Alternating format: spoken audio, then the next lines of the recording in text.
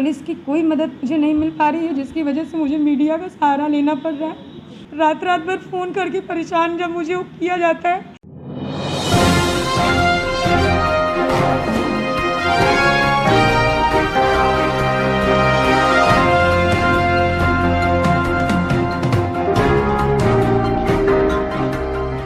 PM Modi के संसदीय क्षेत्र वाराणसी में आज एक पीड़िता ने, जो कि थाना शिवपुर अंतर्गत की रहने वाली है, उसने शिवपुर पुलिस पर गंभीर आरोप लगाते हुए कहा कि शशिकांत पांडे निवासी थाना लालपुर का रहने वाला है, जिसने शादी का झांसा देकर कई बार शारीरिक संबंध बनाया, जबरन गर्भपात कराया। साथ ही आरोप लगाते हुए कहा कि उससे शादी करने को कहकर बहलाता फुसलाता रहा।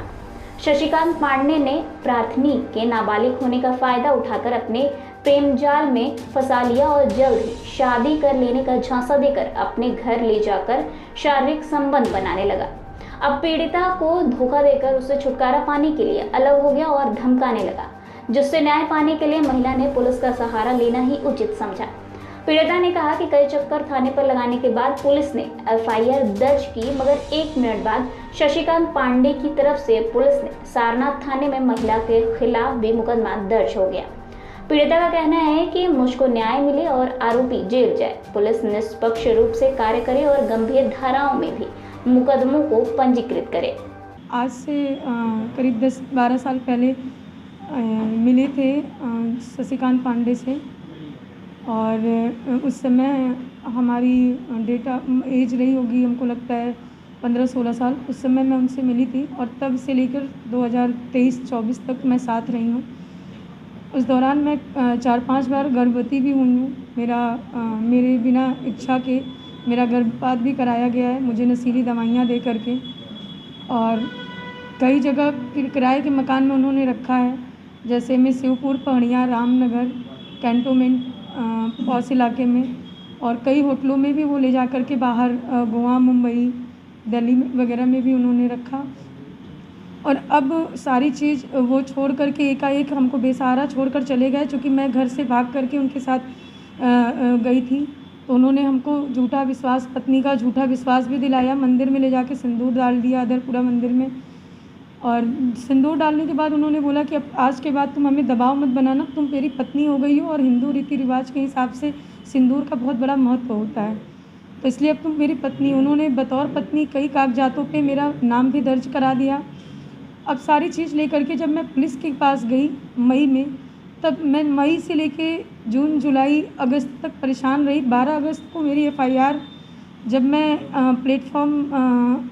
सोशल मीडिया पे, एक्स प्लेटफॉर्म पे, जब मैं एक वीडियो जारी करती हूँ एक अधिकारी के यहाँ परेशान होकर के, जब उन्होंने हमसे बोला कि तुम्हारी बहन की भी जांच होगी, तुम्हारे पूरे परिवार की जांच होगी, तब मैं परेशान होकर एक वीडियो जारी करती हूँ।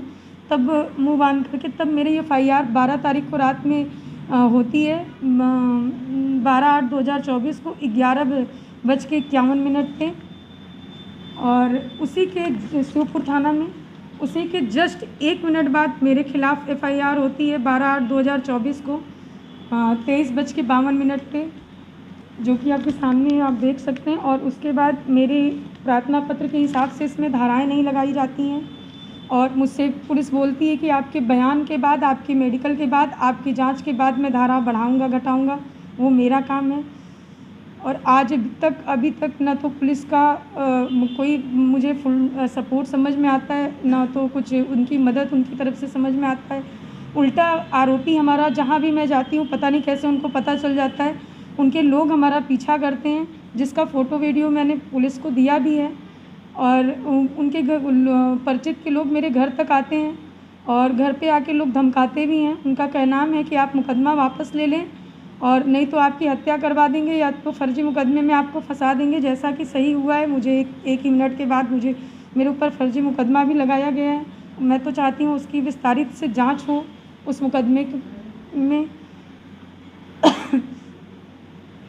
और आरोपी कौन है ये, कैसे परिचय हुआ था आपको?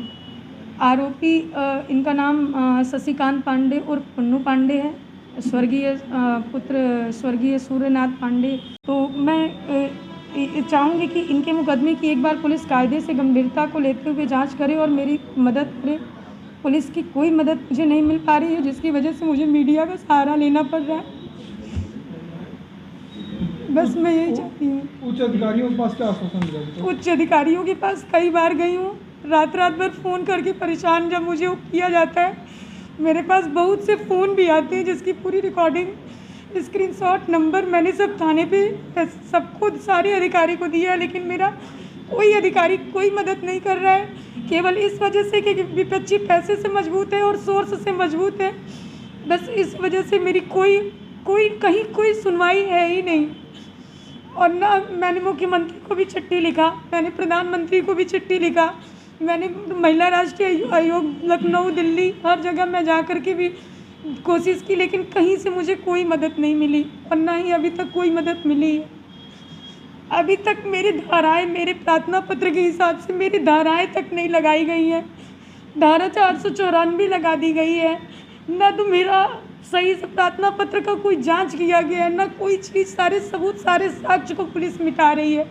मौके पे जाके बाहर बैठा रहा, मैं घर पे मौजूद नहीं थी उस दौरान, इसलिए मेरी उनकी मुलाकात नहीं हो पाई, जिसकी वजह से फ़ोन पे वार्ता हुई तो उसकी रिकॉर्डिंग मैंने उसको दी है। व्हाट्सअप कॉलिंग किया जाता है, जिसकी रिकॉर्डिंग नहीं हो पाती है, उस पर वो हमको फ़ोन करके धमकाया जाता है और उनका कहना है कि अवैध तरीके के धंधे में मैं तुम्हें फंसा दूंगा, ऐसे कर दूंगा, वैसे कर दूंगा, मेरे पास पैसा है, पावर है, सत्ता है, मैं कुछ भी कर सकता हूं। और ऐसा वो कई बार किए भी हैं कई लोगों के साथ। इसलिए मुझे डर है, वो मेरे साथ साथ मेरे परिवार वाले जो कि मेरे साथ नहीं रहते हैं, क्योंकि मैं भाग के उनके से शादी की थी, मैं बेसहारा थी, लेकिन अभी मेरा मायका मेरे साथ सपोर्ट में आया है, जहाँ की मेरे पास भाई है ना बाप है, सिर्फ मैं हूँ और मेरी माँ है और मेरी एक छोटी बहन है। भाई मेरा है जो कि बचपन से मौसी के पास रहता है, उसको मौसी ले ली है, वो वहीं रहता है। पिताजी नहीं है, एक्सपायर कर गए, इसलिए उनको भी, मेरी बहन और मेरी माँ को भी मेरे साथ फंसाने की बात करते हैं लोग विपक्षी। आपने एफआईआर में दिखाया है कि कुछ ज्वेलरी और कुछ कैश लेकर के? जी, हमारा उन्होंने छापा कुछ दिन पहले उनके यहाँ जीएसटी का शायद छापा पड़ा था, उसी का हवाला देते हुए वो हमसे कुछ ले गए ज्वेलरी, करीब लगभग 20 से 22 लाख रुपए का, जिसका सारा बिल पुर्जा मेरे पास उपलब्ध है।